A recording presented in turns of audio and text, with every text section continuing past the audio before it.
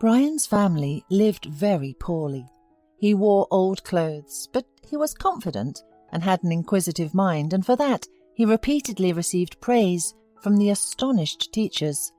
His classmate Vivian disliked this newcomer from the first day of his appearance at school, and he irritated her immensely. Her father was a big shot in the city.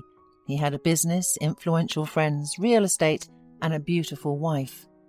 Vivian's favourite activity became teasing Brian and humiliating him in public. She found special pleasure in embarrassing him and setting other classmates against the boy. One day Brian went into the store before school to buy a bun for lunch. Suddenly Vivian spotted him and passed by demonstratively, and when she noticed the clutched change in Brian's hand, she hit him on the hand. Coins with a jingle scattered on the floor. "Oh, looks like someone's going to be out of lunch today," Vivian said with an angelic voice, and her eyes stared at Brian triumphantly. "Here, take it." She tossed $10 in the face of her hated classmate. "You'd sell your own mother for that kind of money, so take it while I'm kind." The crowd of schoolchildren laughed amicably, shouting derogatory remarks at the unfortunate boy. Brian had a hard time at his new school, and most of all, he was fed up with Vivian's attitude. He could not solve the question with her by force, like with the other boys, and thought that he was an easy victim, since he did not argue with Vivian. Brian didn't let the boys make fun of him. Several fights from which he emerged victorious had taught the bullies that it was better to stay away from the newcomer, or they would have to leave in disgrace. The boy and his sister and mother moved to the city from the village. The family no longer wanted to languish there, and Mrs. Thompson decided to move. The father of the family had been dead for 6 years. He was a skilled tractor driver, a respected man in the village, but oncology spares no one. It took away the family breadwinner. That is how Mrs. Thompson and her children ended up in the city. They rented a house on the outskirts of the city and began to adjust their lives. Brian immediately found a part-time job, working as a loader at a small grocery store nearby. It was not an easy job, but it provided a much-needed extra income to the family budget. Mrs. Thompson got a job as a cleaner, and Brian, as the eldest child, tried to help her in everything. The boy found solace in math, physics, and computer science classes.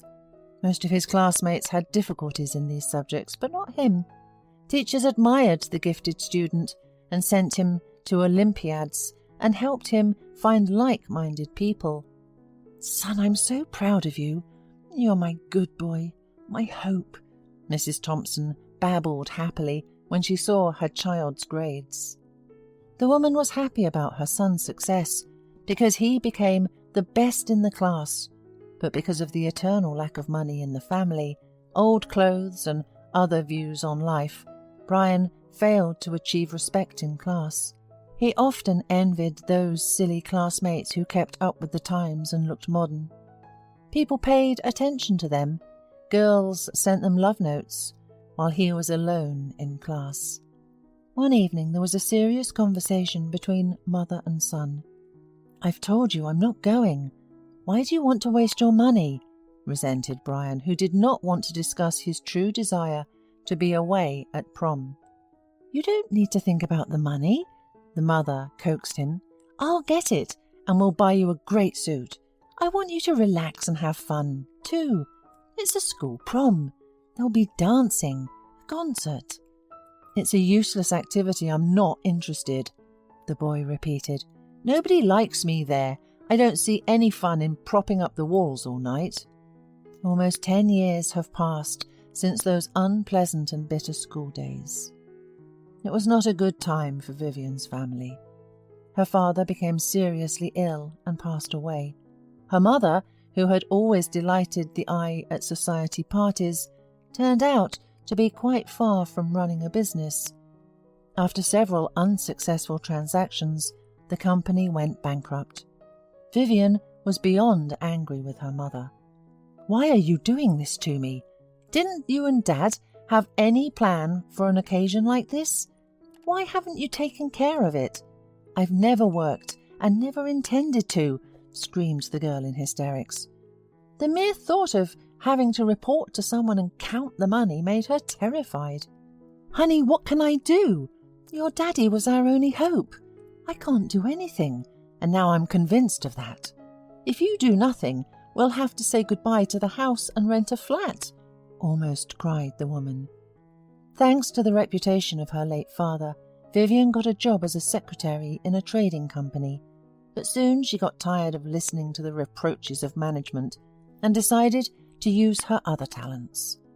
Bernard, a 45-year-old director of the company, seemed to be the perfect candidate for the role of someone who would provide her with financial independence.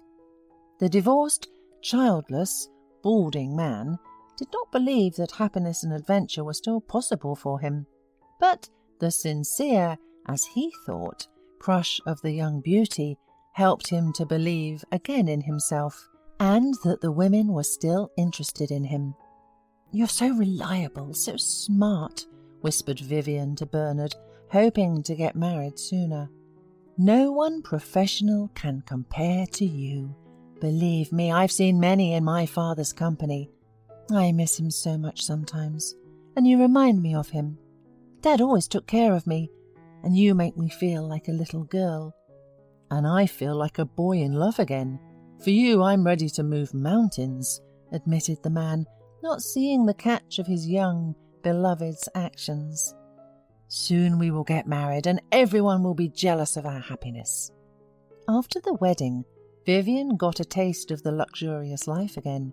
Expensive restaurants, resorts, and again she didn't care how much she wasted on beauty industry masters. But soon Vivian's fabulous life came to an end once again. One day Bernard came home completely drunk, and when Vivian asked what was wrong, he pushed some folders, a picture frame, and a glass of whiskey off the table in a burst of anger. "The owner of the company, the fool, anointed some youngster to take my place. He said that my methods were outdated, that I was not showing the right results. But I've given my whole life to this company. This is some guy named Brian Thompson. Never heard of him before. Where did they dig him up?" Hearing the name of a classmate she had mocked in her school days, the woman sunk pensively into a chair. A month passed. Bernard had been ousted as director after all, and now he was an ordinary manager with a modest salary.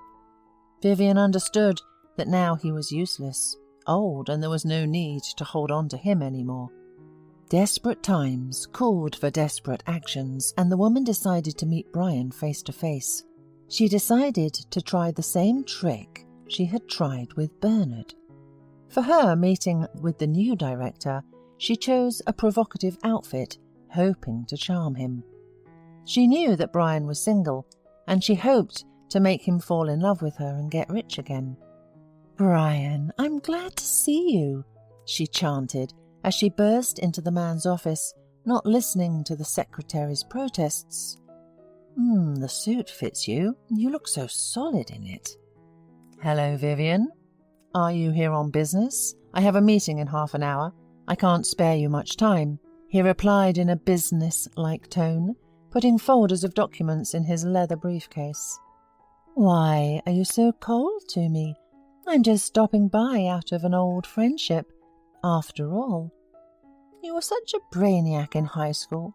No wonder you've risen so high." "Did you come to talk about the past?"